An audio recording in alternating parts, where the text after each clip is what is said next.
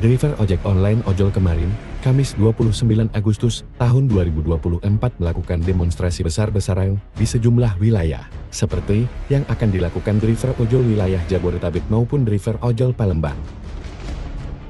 Dikabarkan demo driver ojol ini dilakukan lantaran potongan aplikasi yang mencekik hingga mencapai 30%.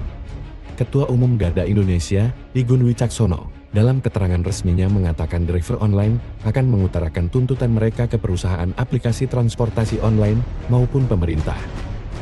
Tuntutan para driver ojol ini diantaranya, terlalu besar potongan yang diberlakukan oleh aplikasi, bisa sampai 30%.